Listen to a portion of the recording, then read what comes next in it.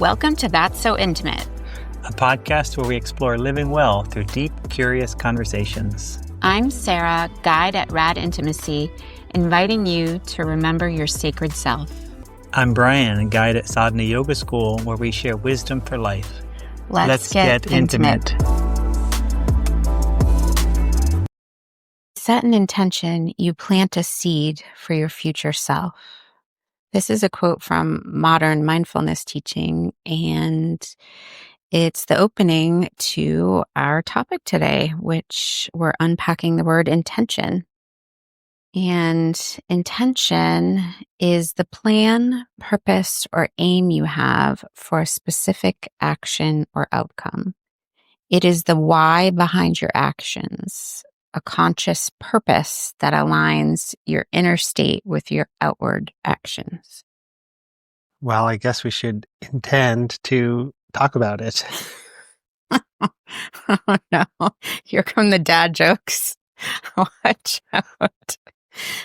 So sometimes we may have an intention and it doesn't come to reality. Mm-hmm.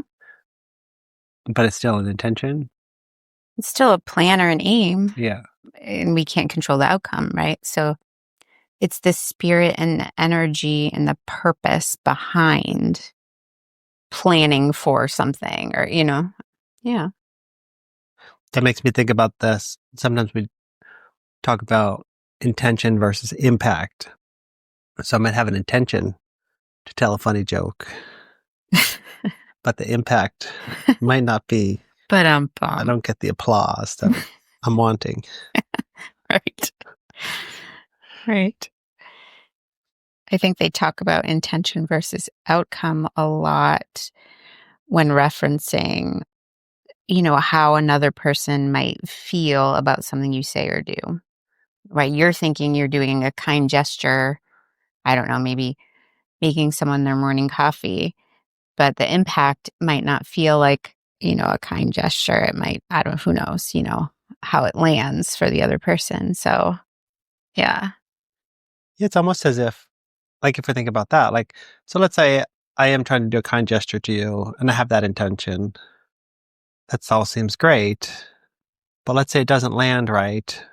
And the impact is that maybe you actually don't feel good about what I did. Like maybe you wanted to make your own coffee a special way. So the impact has the opposite effect of my intention. Mm-hmm. Makes me think when we're interacting with other people, we need an intention, but we also need to pay attention to what the impact would be. But in our own life, like if I'm thinking about the intention of what direction I want to move my own life, there's less in the equation because I know how the impact is going to be with me. Like I know the whole story of my intention and what I'm doing, why I'm doing it. But when we're intending to interact with somebody else, it's more complicated. Yeah, I would agree for sure. I think when I was thinking about this topic, I was thinking about more like the latter, like the individual intentions we make for ourselves to maybe guide or improve our life or a specific, even just yoga practice. Sometimes you'll want to think about an intention at the start of a practice, even if it's just a 30-minute, yoga practice. And I guess what I would say about even the idea of thinking about an intention is that in and of itself is step number one. Like rather than just doing things kind of mindlessly, it's a mindful, conscious way to say, what do I hope to get out of it? What am I planning for this? Who do I want to be afterward? And you mentioned the impact when it's just for yourself, but sometimes you don't. I guess I would want to push back on that just to say, like, you can never know what your future self is going to feel once, say you have some intention that's more of a long range plan. It's a 6-month thing and you executed it just like you wanted and you got to the end and turns out you changed and it's fine, but it's not like as, maybe it's not exactly what you want then. Yeah, that makes me think. I mean, I think a lot of people are in that situation where they have this intention to go out and have a certain career or get a certain job, and they execute it and do it, but then the impact is like, oh, wow, this is maybe not exactly what I was, it doesn't feel like what I thought it would feel like. I love that you use that as an example because I think I don't remember the statistics specifically off the top of my head, but some very large percentage, let's say roughly 40-50% of the population who have a college degree in a specific, subject go into the fields and change, right? Like, so you think when you're studying, I don't know, to be a doctor, it's going to be like this. Maybe that's a bad example because that's like a really long process, but an architect, whatever, you think it's going to be a certain way. And then you get into it, you practice it for a couple of years and you find out, ooh, and then people shift careers. That happens a lot. That like what you intend for yourself, your future self might not always be happy with. So then, does it make sense to have an intention if we can't really know the impact? Or is it pretty nuanced? Well, I think the examples we've been using are, I would say, maybe more in the vein of like goal setting, whereas, and that might fall under the umbrella of intentions, but I tend to, when I think about intentions, think about how I want to feel after. Like, it can be balled into I want to accomplish this thing, but this is the feeling that I want to have once I've done that. Like whenever anyone's asked me at the beginning of a yoga class to set an intention, I usually think about how I want to feel in Shavasana or how I want to feel as I'm walking out of the class afterward. Like, I don't know if you resonate with any of that. So So it's not your intention. Often it's not so much that you want to, not how you get there, but just that you will get a certain feeling. I think it can be all of the above. I guess what I'm saying is it's an interesting avenue that we don't have typically other words for, right? We have goal setting, we have planning, we have executing, we have like these more like Yeah. masculine energy, goal oriented ways of planning for things or aiming for things. I guess I'm thinking of intention as maybe more soulful or potentially could be spiritual, but it doesn't have to be, but it's a little bit more, it has the potential to get more at the heart of what you're longing for. Yeah. When I think about a yoga class or teaching a yoga class in specific, or teaching people how to teach yoga class, like when it comes to adjustments, I'll talk a lot about intentions because we'll learn how to do adjustments for many different reasons. And in that regard, I think of like, what's like, so I'll ask a teacher, what's your intention with this student when you approach them to give an adjustment, whether it's a verbal adjustment or a hands-on adjustment? Because we have to have a reason. I think of it like in that context, the intention is like the reason, like what's the reason you're doing it? Mhm. And kind of like what direction, the intention is what direction are you helping the student to go in? Because we can know a lot of different things and we don't want to just be going through the motions and say Mhm. like, oh, there's a student here and I'm going to adjust them. If we don't have an intention, we're just, we have no direction and there's really no point to adjust a student if you don't have an intention. You're going to adjust them just because you know how. Like, Mhm. no, you have to have a reason. And it could be any reason. It could be to help them relax. It could be to help them center. It could be maybe to bring them back into safe alignment or maybe help them go into a deeper pose. But having that intention, that reason, that kind of direction you're wanting to go is huge. I mean, as a yoga teacher in general, it's all about intention. Every single thing you do in class, you should be thinking about your intention because there's an impact for every single thing you do. Mhm. The way you stand, the way you talk, I mean, and I guess this is true in life when we interact with other people Yeah. or in our own life, right? Like, what's our intention when we're eating breakfast in the morning? Mm. Is it is our intention just to enjoy the taste? Is our intention to have a moment of stillness in that moment? Is our intention to get us good fuel for the next few hours? Is our intention to connect with a person we're eating with? And if we just go through the motions without a reason, well, it's kind of like, what's the point? What's the reason Mm. if you don't have a reason? Yep. Yeah. So it's a reason and it's conscious, right? I think that's the biggest difference is you're asking yourself, what do I hope to get out of it? And there's energy there, right? There's an energy in taking a moment to think about, yeah, what what gratitude, experience, connection, whatever do I want to get out of this breakfast, right? And that in and of itself just shifts the way you look at the time it takes you to eat breakfast and hopefully afterward. It's almost like a gratitude practice. I do think it shifts your mental state to get really purposeful about the things that you're doing on a daily basis. So this is bringing this idea of having an intention, kind of closely aligning it with living consciously, like living purposefully, like Yeah.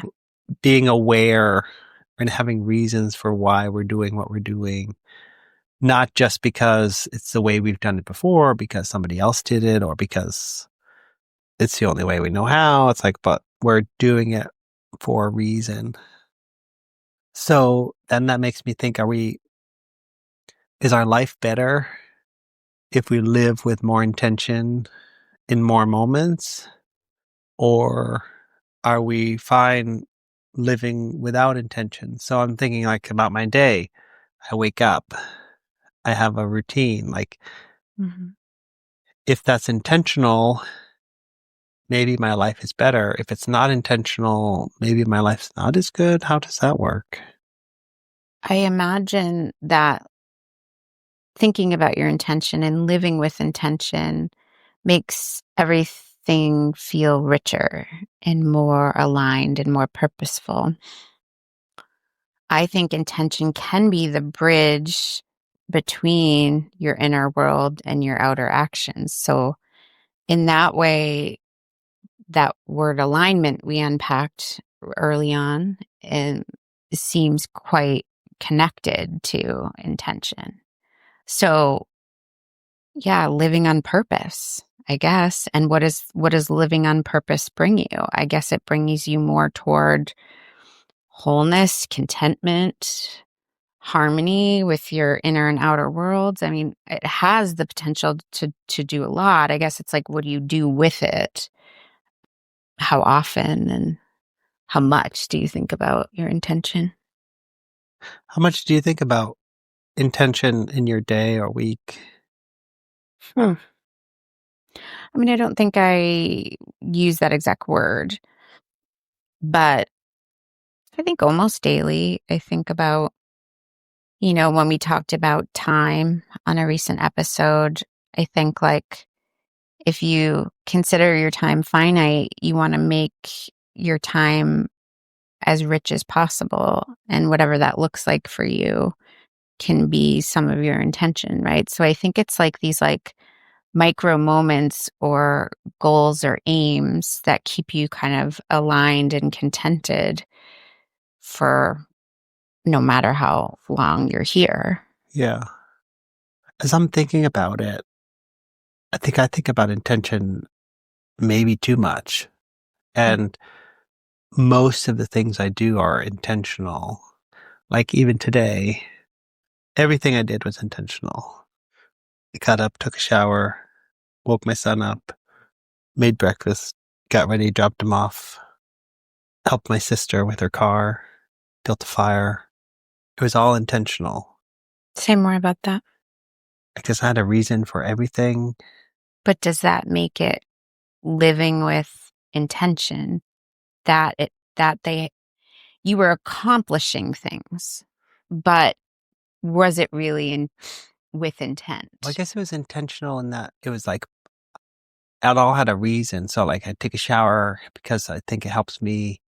Well, it kind of like it wakes me up, jump starts my day, get clean. It kind of like as I think of it like for me personally, it's like I think it helps me stay healthy to take a shower, and then also just like hygienically, just like then I know going out in the world, I'm good. Hmm. So that's intentional to take a shower for me. And then, But I think there's another layer there that you might be missing. I think you're thinking about goal oriented. You wanted to get clean, so you got in the shower and you completed the shower. You could say that's intentional. But I think that quote that I gave at the very beginning, when you set an intention, you plant a seed for your future self. So I think it might be another layer deeper. Like, w- are you, I don't know, creating some calm or some other kind of thing besides just getting clean? When you drop your son off at school, are you finding a way to connect? When you help your sister with her car, I mean, I don't know, like it's more than just the task. It's a deeper thing. Like in your yoga class, right? It's more than just the poses in a certain sequence. Like you're asked at the beginning of class about your intention because you want it to be deeper and have yeah, more meaning to it. yeah, yeah. I mean, for me, that resonates. And mm, I mean, maybe I don't have the deepest of intentions with the things I've done this morning, but it does resonate with me. And I would answer that yes, I have a deeper intention for everything I've done today, even if it's not like the deepest. But it's not like I'm just taking a shower because that's what I do every day, or that's because that's what everyone does, or it's because I found that that helps me in my life. Mm. So it's kind of like an intentional thing that I do. How does it help you in your life? Well, it helps me stay hygienic so I don't smell if I go out with other people. Like that's something that like it's like it helps. Does it help you individually? Like forget being around other people? Does it actually help you?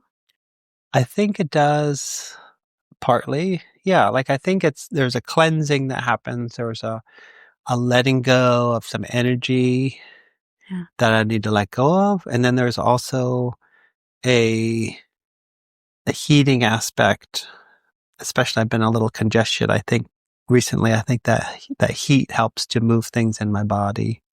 So I Um, think that is an interesting intention. If you stepped into the shower and you're like, I want to get clean so I can connect with other people. I want to let this water wash off things I'm holding on to that I no longer need. Or I want this shower to warm up my core and help me get, healthier. I don't know. yeah, Like that would feel like an intention if I were. yeah. So I feel like I have all those in my mind. Not Mm, that it's super conscious every time I do it, but that's why I take a shower in the morning. mm, So it's intentional. And then I guess where I was going with this is wondering if that's can kind of be like a dark side of intention if we're always living intentionally, and then thinking about play and contrasting that with play, which is like non-intentional mm. doing. Well, play can have in an intent of fun, joy, connection, those sort of things, but it doesn't have like some sort of like logical outcome. It doesn't have, Yeah. right? Like it's just for the sake of enjoyment, basically, right? Yeah. Yeah. So how do we tease apart that? Like play is non-goal oriented doing. We can have an intention to have fun or enjoy or explore, but it's kind of more just for the moment and not so much for Hmm. the rest. Hmm. Intention can be in the moment, or it can be planning for 10 years in the future, But right? Like, can we live too much in intention? And are we missing something if we're always intentional? Or, certainly things happen that we can't predict, or that are we don't plan for, right? So unintentional things happen in our life for sure. But should we create space for that? Like if we go to the coffee shop, we're gonna maybe bump into an old friend. Mm. Did we intend to bump into an old friend? Probably not. Yeah, in those ways, I think it's getting too narrow. Like it's not being rigid. It's not saying I have this goal and there's nothing else allowed in. I don't think intentions are rigid at all.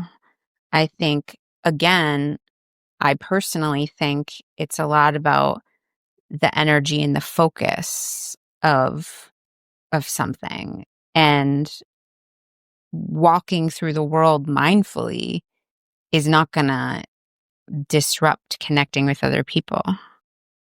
I'm just wondering if there is some aspect where we could live too intentionally or too mindfully, and if there would be anything that would be missed.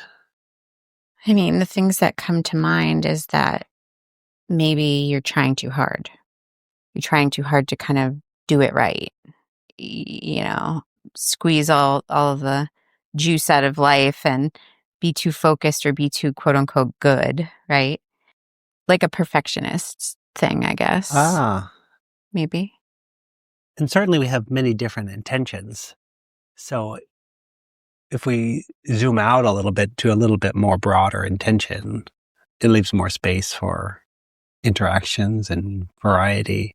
If we keep specific intentions, like my shower example, that's a pretty specific intention. Hmm. Again, I like to think about intentions about I think I like to separate goals and intention, because I think a goal is I want to accomplish X. I think the intent for me, the intention is like, who do I want to be? How do I want to feel when that goal is achieved or something? Mm-hmm. Or how do I want to feel along the way? Because, most things that we aim for have like a bumpy ups and downs that go with it. So I don't know if I'm thinking of it in the way that it's defined, or if I just kind of I guess I try to set it aside as something deeper and more meaningful than just planning and goal setting.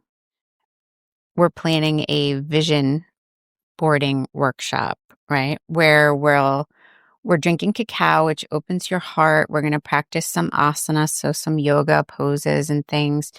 We're going to do a guided meditation and journal and get really just like clear on what we want our 2026 to be. And vision boarding is, I don't know how long that's been around, for a long time, is a way to take your inner longings, desires, goals, and putting them in a visual way on something you could like hang up and use to come back to on like, how aligned am I living, right? Like, am I able to accomplish these things? Am I getting closer to my vision? And that is more what I think of when I think of intention, is a broader vision of how you want to be, how you want to feel, how you want to move through the world, like that, rather than like, my one shower this morning could feel like this. I guess that fits too, but I don't know. I think of it as like a more sacred, more connected, more energy focused act. I agree. Do you though? No, I do. I think that the broader or the more clarity we can have for the broad intentions in our life, that can guide our decisions, right? And, maybe we have some different aspects of our life. Maybe your career, what's your intention with your career, right? And then maybe you have your family life, maybe you have your health, your play, your spiritual life, we have different aspects. But if we have kind of some guiding direction that we want to be moving in each of those, or maybe we have one broad intention in our life. Hmm. I think I have a pretty good example of what I would say is a good intention, or the way I think of it. is I've been thinking a lot lately, and I've brought it up in our yoga teachers training group that I want to have more close connection time with my kids, right? So, and I got somewhat specific, like, I want to have some one-on-one time with each of them, this many, minutes or hours a week, and I want to like create playful, fun memories. So, like, maybe we could play different games. I had some thoughts. So, I think that example is a bit of like my intention is to connect more deeply and create memories, lasting memories with my children. And then the way I get there is like the specific plan or goals or things like that. Like that's how I would kind of split it if that. Yeah. So, yeah, that makes total sense. So there's a broad intention to connect deeper with your children. Mm-hmm. And then there's maybe smaller intentions of doing specifically like connecting an hour a week with Mm-hmm. each one individually. That's a smaller intention. So it's kind of like that small intention of connecting and playing a game or going for a hike for that 1 hour a week Mm-hmm. feeds into the larger intention of just connecting in general. Yeah. So then those small actions, like every hour, works that we can be intentional about each hour we spend Mm. in our day and aligning that with our larger intention. You're really good at helping students or people in general do that. Like we were talking about prosperity and, one student was like, "Oh, I'd really love to make more money." And it's like that would be like an intention. I see my life as like rich and resourced and I have my needs met and I have a little extra. And then you kind of bring it more down to earth and you're like, okay, so like, how do we make that happen? Are you going to like apply for a job? Or are you going to raise your prices? Are you know what I'm like? So we just also listened to a podcast about this idea of like, maybe the intention is more like the poetry, the visioning is maybe like an artistic endeavor about like how you could like imagine your life or, your values made visible, right? Like how you're going to live according to those. But then, yeah, you do have to do some real detail oriented work to get there because you might not be able to reach your intentions if you don't have specific kind of like goal process or plan. Yeah, and that's where we need to have an intention, a direction that we want to go, but then we also need to put one foot in front of the other and move in that direction, right? It's like Correct. having a grand intention is great, and we all know people who have the best intentions, but they don't necessarily follow through and take the actions. Yeah. Like an intention is no good unless we're willing and able to take some action towards that intention. Well, I guess I would say I do think it's really important work to even get to the intention. Some people don't even do that. Some people move through the word pretty aimlessly, just going from sort of like one to do list item or one crisis or, letting life happen to them in a way, like living really just without any guideposts, values, intentions. So I think even just sitting with yourself long enough to think about like, what are my values? What am I motivated towards? Like, what do I want my life to look like? Like, is actually a huge step. So I don't want to minimize it. I agree with you though that you have to put into action. I guess I just want to honor that's a big deal because a lot of times we live outside of ourselves for other people, for other things, and just sitting and saying, "Hey, what do I want here?" Yeah. is a big deal. Yeah, I'm going to agree with you on that one. And I think both are true. I think there is something magical about having an intention. And if you did spend an hour, or like if you did come to this workshop, what's it called? It's called Vision and Vibes. And Vision and if vibes. you're in New Hampshire or Vermont or Massachusetts, you can easily drive for it. It will be on Sunday, January 11th. So if you do come, or if you do take some time and set an intention, and that's all you did, you didn't change anything else, I do think there's something magical about having an intention and having some clarity on the direction that you want to go. Even if you don't consciously change any of your actions or change any of your plans or change anything, I think there's that energy of that intention will have an impact on your life and move you in that direction. Yes. There's something magical about that. But at the same time, I think if you really are serious about that intention, we also need to make a plan and align our actions mindfully to move in that direction.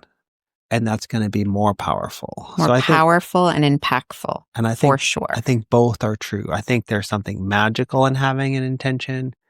And I think we want to follow up our intention with action.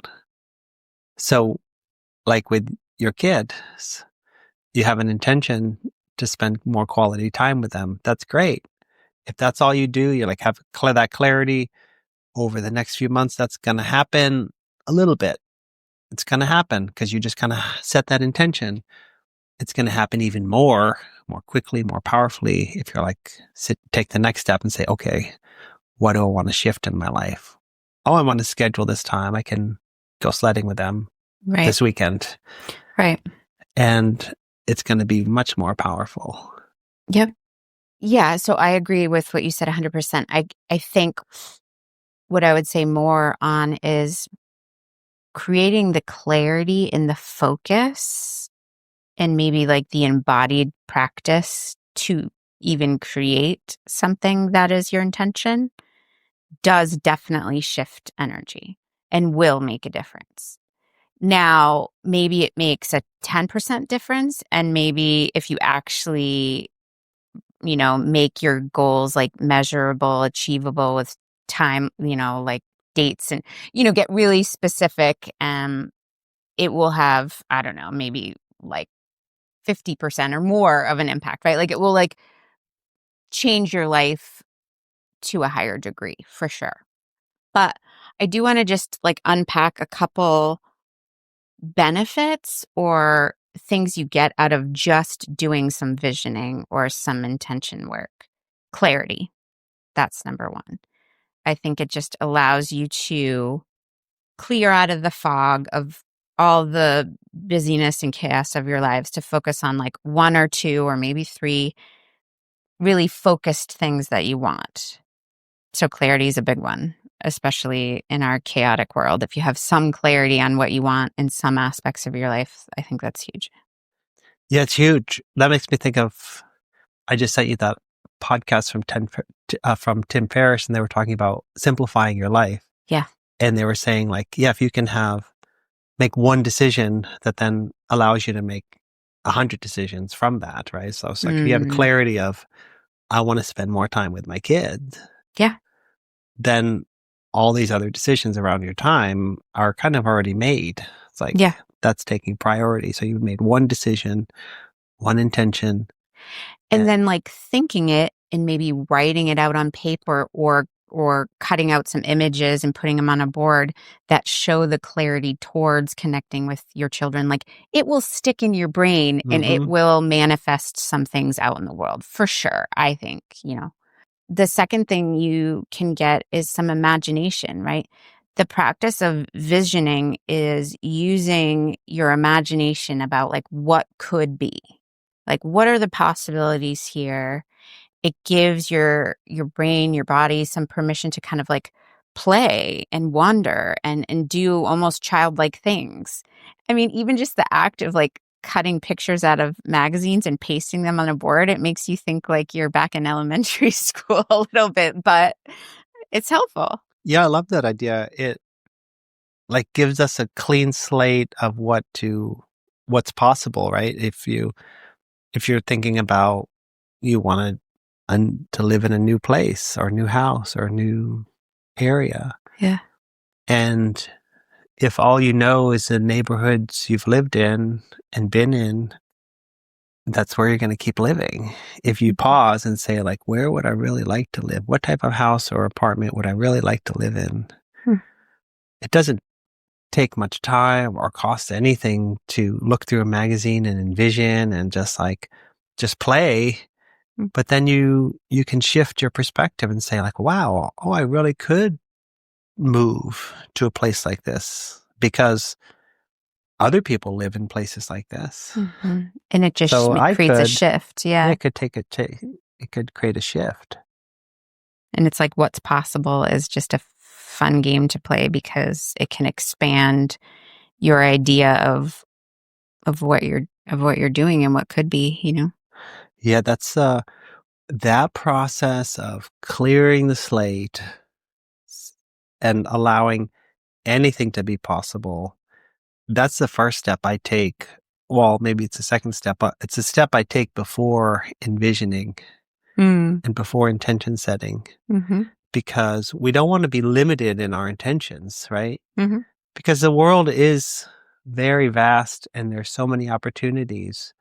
And if we just start from like the tunnel vision that we have, like we want to break free from our tunnel vision so we can see the whole world, the whole universe, the whole of possibility, Mhm. and then set our intentions from there, Yeah, as like expansive. from an expansive perspective, right? Yeah. So, I mean, just some simple exercises. I'll say, envision your ideal day with people, right? And when we do this, I say, don't envision your ideal day with your current limitations and with your current job and your Mm. current house and your current partner and your current Yep. income and your current body. Envision your ideal day from what was your actual ideal day, like unlimited possibilities. Yeah, I've done a practice like this, which is really kind of eye-opening, I think. If I can find it, I'll put it in the show notes. It's creating like a super detailed written story of what your life would a day in your life would look like in 5 years. Hmm. And it encourages you to think about all the sensory experiences. Who's lying next to you when you're waking up? What are the smells and the sights? And like just really like flush out all of your dreams and put, but like in a this is just a typical day kind of thing in 5 years in the future. And I think that's kind of a really fun. I mean, it's work, but it's like fun work, I think, to like think about what could be and what do I really want. And 5 years is enough time to like make a lot of those things possible, right? Like, so anyway. Yeah, it's almost like pre-intention work of like imagining breaking free of your current perception of your limitations. Yeah. So the third thing that visioning can give you is the feeling of trust. This is maybe a bit of a stretch, but I like it because it's like we talked about intention is doesn't always turn out the way you think it's going to, right? You don't know the outcome. All you can really do is vision for things, intend for things, plan some goals, that sort of thing. Like, but you kind of have to leave the rest up to the universe or up to, right? Like, there's only so much you can do. And then you have to be kind of willing to, I don't know, I guess, go with the flow and trust in the path and maybe any kind of turns that come up in the future. Do you think you need trust for visioning or intention setting?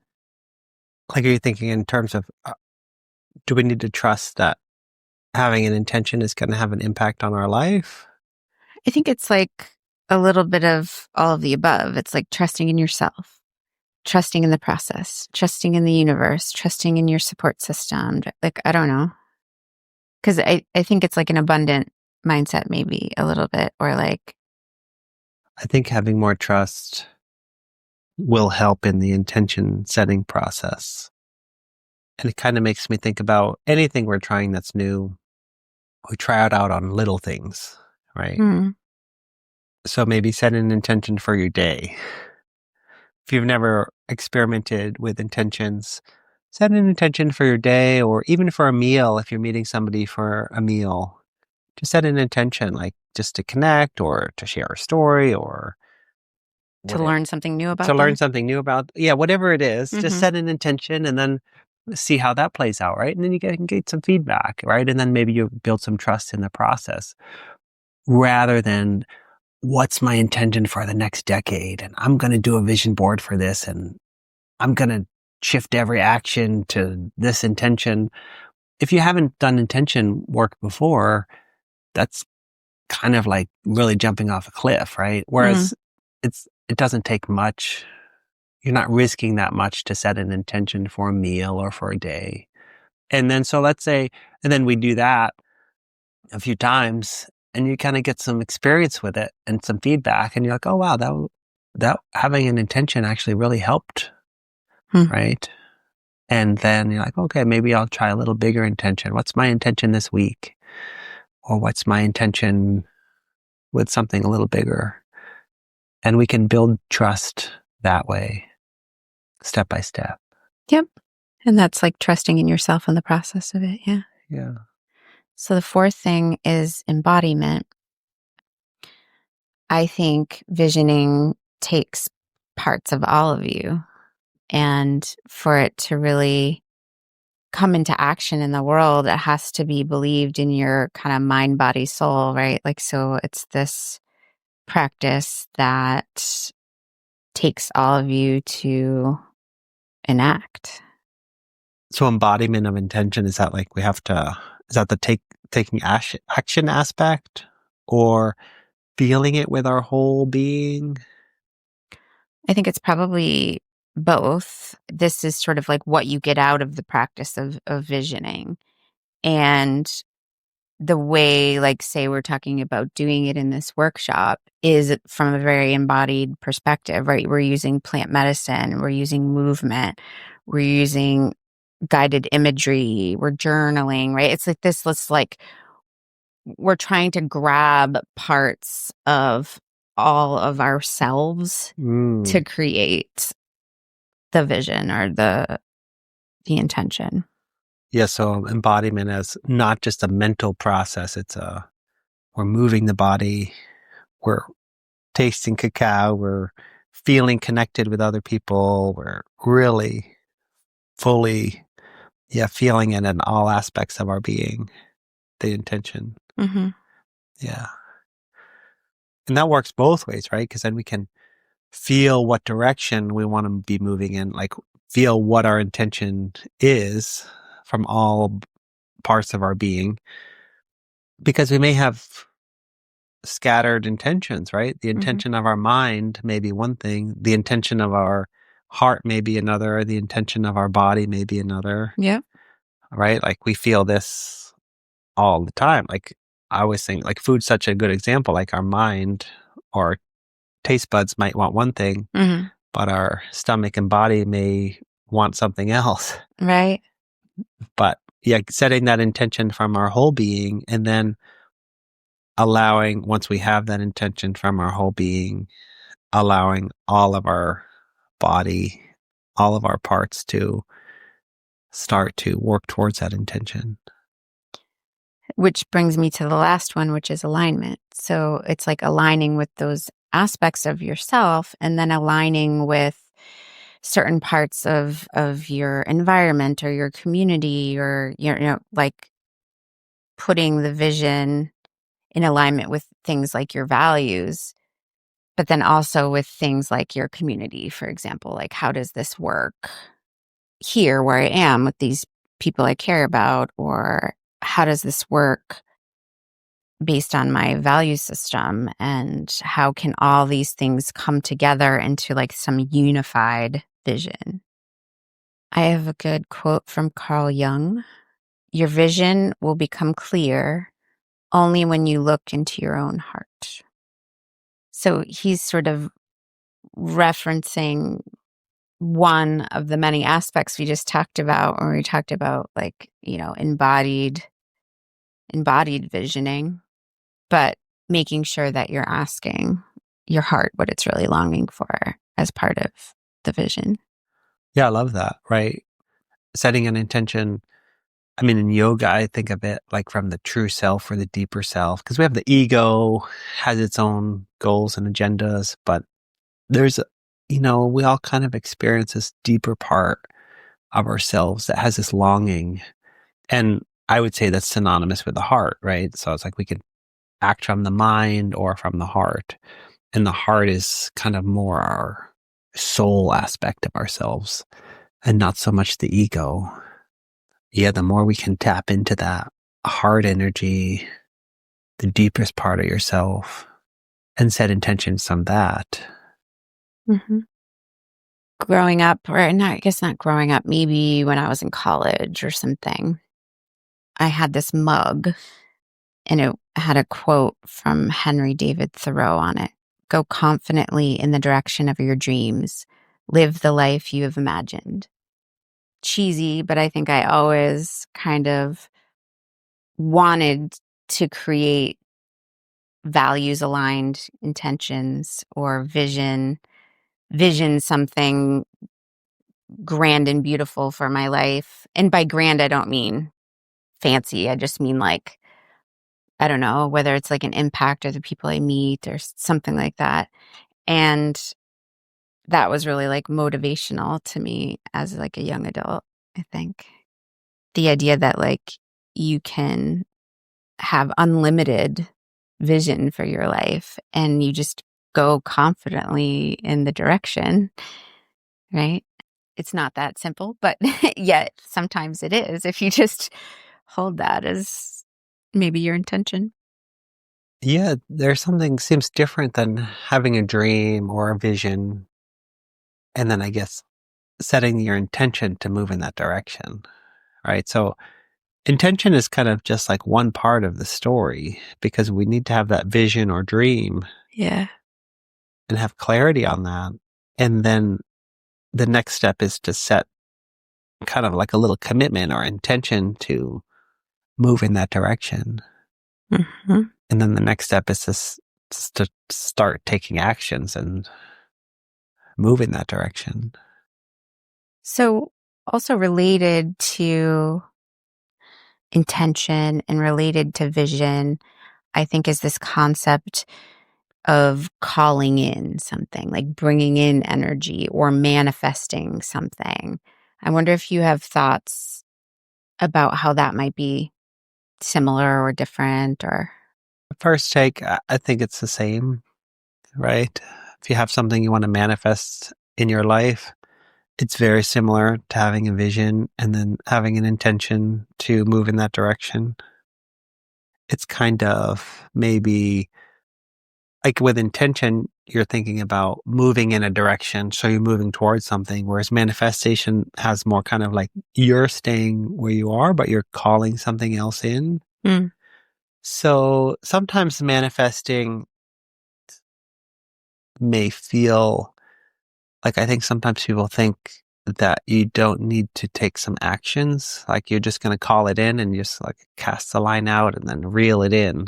And you're just manifesting, calling this into your life. mm, But the way it plays out is you shift some actions in your life and you see different opportunities and you take different actions, right? mhm. Because you're moving in a different direction.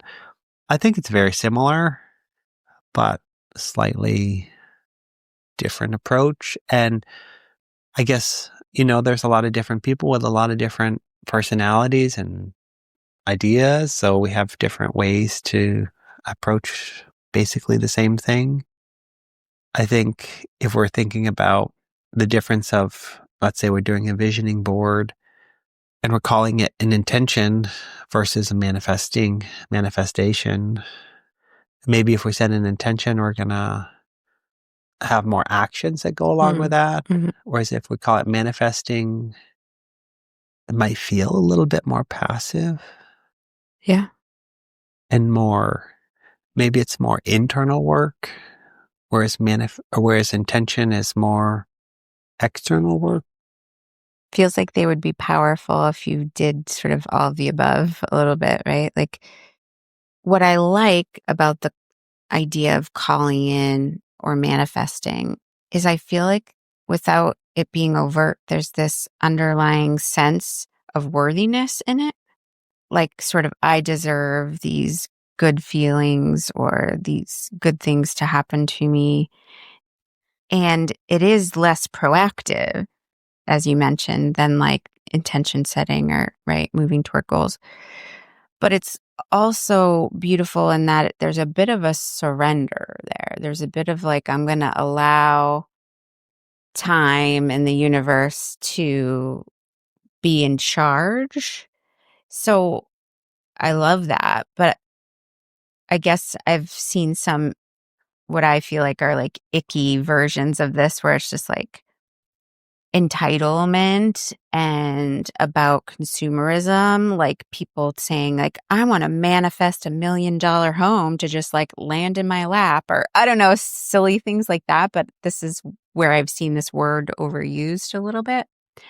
So I think it could be beautiful when you're visioning, like I'm imagining you're creating a vision board. Some things you might have meaningful action towards, and some things might just be energies you're putting out there, like, and maybe that's more manifesting. And I think have doing sort of a combination of these things is probably pretty powerful.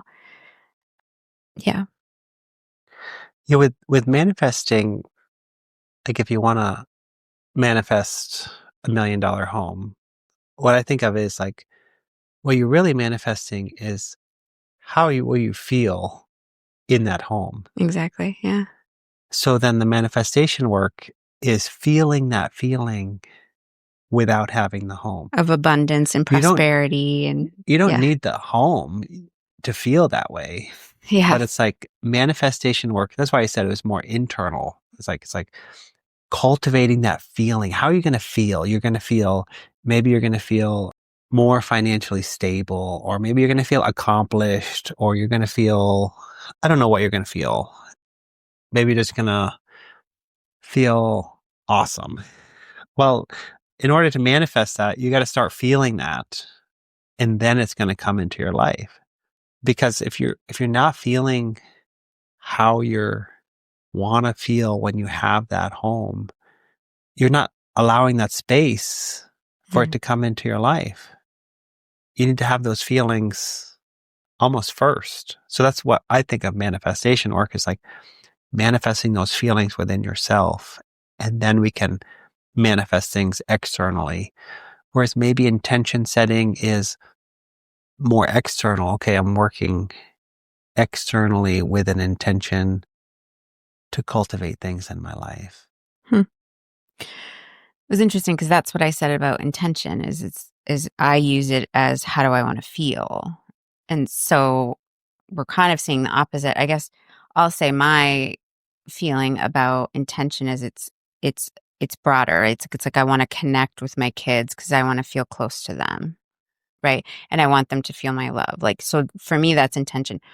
Manifesting for me would be like I'm envisioning them coming to me when they have concerns. I'm envisioning where they're using me as a resource and I don't know, I can feel that they trust me with difficult things or I don't know if I'm being clear except I see manifesting as a low or no action energy work practice of positive thinking, clear desires, being open to receiving, like a little bit more of that. And then I still think of the attention as like a broad, how do I want to feel? Don't know. No, I see that. I don't think we're saying that different of things. Okay. So with intention, you said an intention of how you want to feel with your kids. Yeah. And then you kind of like figure out the actions that you want to take to get there. Yeah. If I were saying, okay, I said, I want to manifest that my kids feel comfortable to come to me and talk to me about anything. Yeah. it's kind of like then the work is, who do I need to be in order to make that happen? Yeah. Right? It's like, it's just slightly different approach, and both are great. That's why I think in tandem they can be really Yeah. powerful. Yeah. So if you were to think, okay, I want to manifest that, um, I don't know how you would define it, but I'm a trusted person that my kids are going to come to through their teens, right? It's like, Sure. wow. So what feeling, who do you have to be to allow that to happen? Hmm. That's what I think of manifestation work like. Mm-hmm. Yeah, I think you're right. Whereas if I were to say like intention work, it's like, okay, you have this intention to connect deeper with your kids so that you can be the person they come to. Then it's kind of like, what actions do you have to take Mm-hmm.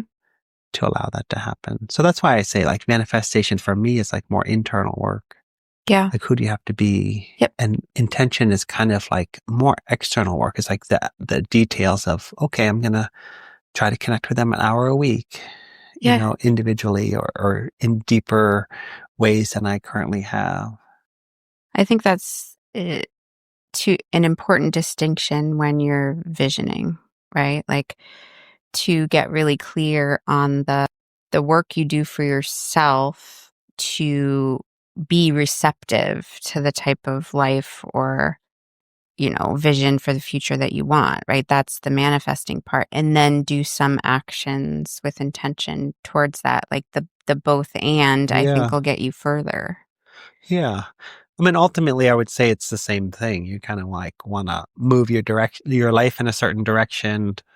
So that's what you're doing, whether it's manifesting or whether it's intention setting. Hmm. So going back to this workshop that we're offering in January, I'm wondering like if you can imagine like if somebody comes to this and really feels like ready to vision what they want their 2026 to look like through imagery, through an embodied practice. They get really clear on their values, maybe what goals they have, what they want to call in, how they want to do some work. How do you think that approach to the year would be different than somebody who's just kind of like going through the motions, right? Like just kind of with less purpose. I mean, I think it's night and day, right? I always think in my mind, I'm way more likely to get where I want to go if I know where I want to go, Hmm. right? Instead of taking a map and just like throwing a dart and hoping you hit the spot you want to go, if you actually find out where you want to go and put your finger right on it, you're way more likely to get there. I mean, can we stumble upon an awesome life? Yeah, of course we can, Hmm. but we're way more likely to design and develop and work towards the awesome life for us if we kind of know at least what we want, what it looks like a little bit. Yeah. I like that work design. That's a good one. Yeah. And, around the new year is one traditional time that often people will envision the next year and set intentions and kind of like, yeah, point the compass in the direction that we want to go. And that's great. And in the average life, if we're doing that 80 or 90 times in our lifetime, that's great. It's better than not doing it at all. But what's even better is remembering the direction that we want to go every month, right? Or every week, or even ideally every day if we remember the direction that we want to go. Hmm. Because we can check that compass every day. And imagine if we're checking the compass 365 times a year instead of one time a year. So the workshop is happening around the new year. It's great. But what's really going to be impactful is if people can check in at least once a month, maybe the first of the month, do an assessment. What direction I want to go? How are things aligning? Ideally, once a week, every Sunday evening, just check in. Hmm. What are my intentions for this week? or even more ideal, every day, wake up in the morning. What are my intentions for the day? Hmm. But back to what you were saying at the beginning, like, I think it's really important to just have a destination, right? And design might be a strong word because you can't really design every aspect of your life, but like having some clarity toward where you would like to go is like a huge aspect of creating the life you want. Maybe a little bit on the dark side, but in the Bible, there's a quote, Proverbs 29:18, which says, "Where there is no vision, the people perish." It's a little extreme, but you get the point that like the planning and the visioning make a difference with the execution and the how well you thrive, I guess, right? Mm-hmm. Yeah, I think we've all had an experience, whether it was just like a one-time gathering or a week thing or some project we're working on, and we didn't really have a plan or a vision, and it just didn't thrive at all. And then we've all had the experience where we have that intention and vision and it thrives. Not all the time, but Mm. more than if we don't have a vision. We also happen to be doing this workshop on January 11th, which in numerology would be 111. And that is considered like activation energy, like awakening, alignment, new beginnings, like sort of makes lots of sense at the start of a new year to vision on this particular day. So even if you're not able to join us, the idea of sitting down, this is a Sunday, hopefully you have a little time to carve out where you can sit and really, you know, get intentional about what you want your 2026 to look like.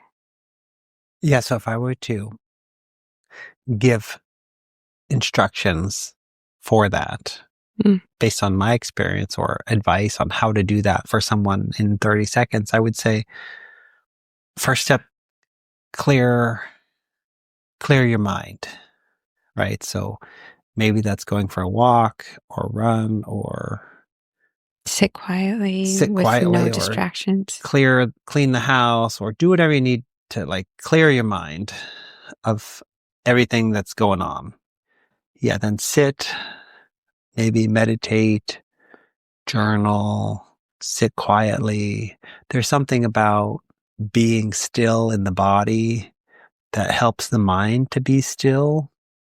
And then maybe ask yourself the question, what are the 3 things I would like to cultivate in my life over the next year? Mhm. What are the 3 things maybe I'd like to? You can use whatever words you want. Maybe I want to improve this aspect or deepen this aspects of my life or Mm. heal this aspects of my life. I can, I like to think about different quadrants of your life or different aspects. So maybe in your family life or your friend life or your social life or your work life or your personal health, maybe your personal finances, maybe your career, whatever comes to mind in those aspects that you'd like to shift and what direction would you like to go. And I think it's helpful exercise, at least for the start, to have no limitations, Mm. right? To let your mind wander to the depths of the universe and to the depths of your soul to search for your deepest intentions. And then after you do that for a couple of minutes, figure out a practical intention, right, for the next year that feels realistic to you. Mm. I love all that advice. I guess I would just add on like if you're cutting out images and putting them on a board, choose something that you're pulled to. Like sometimes you see something in a magazine, it might just be an image of a hilltop with beautiful trees, or I don't know what it is. but you're just like so drawn to the feeling it gives you when you look at it, cut that out and put it on there, and then try to identify what it is that it's drawing out of you, why you feel, pulled to it. And so just don't forget it's art too, and some of it isn't always logical or isn't always like, some of it's just like a feeling and energy and emotion. So yeah. And then the last thing is to make it real. And you could just think about, what are 3 things I could do today to move in this direction? Maybe it's reaching out to a friend just with a message, text message, right? You could do that today. And then what are 3 things I can do this week? What are 3 things I can do this month? What are 3 things I should do every day or every week or every month this year to move in that direction? Mm-hmm. So we can have an intention to set an intention. Or just put it in your calendar. January 11th. But yeah. Well, it really is like that though, right? It's Yeah. a constant revisiting of our intention. And it's a intention to set an intention because it's, life's, as we all know, it's not easy, and it's not as simple as just like, it is as simple as putting it on our calendar, but also we have to keep putting it on there and keep revisiting it and keep doing it. Mm-hmm. And the world is constantly changing. We're constantly changing. Our emotions are swirling. Yeah. So have the intention to set an intention, to set an intention.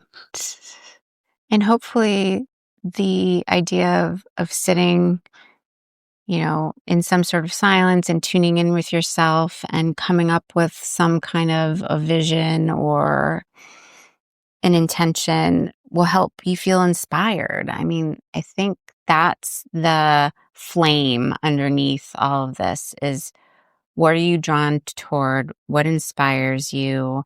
And use the energy of that spark, that flame, to launch into, what 3 things can I do this week? Or, Mm-hmm. right? And sometimes it's the beauty and the awe of whatever you put on that board that keeps you coming back to it. For me, I'm more motivated by that than I am by like, oh, my calendar is telling me to do these 3 things or whatever. Mm-hmm. Like, I'm like, this vision, these pictures that I put on this board, that's where I'm going. And that is inspiring to me. And therefore I can do things that are maybe like less exciting in order to reach that end goal. Thanks for tuning in to That's So Intimate. If this episode sparked something for you, hit subscribe and share it with someone you care about. We're growing this beautiful community, one conversation at a time. Got a word or topic you want us to explore? Send us an email or find us on Instagram. We love hearing from you. We'll be back next week with more connection, curiosity, and intimate conversation.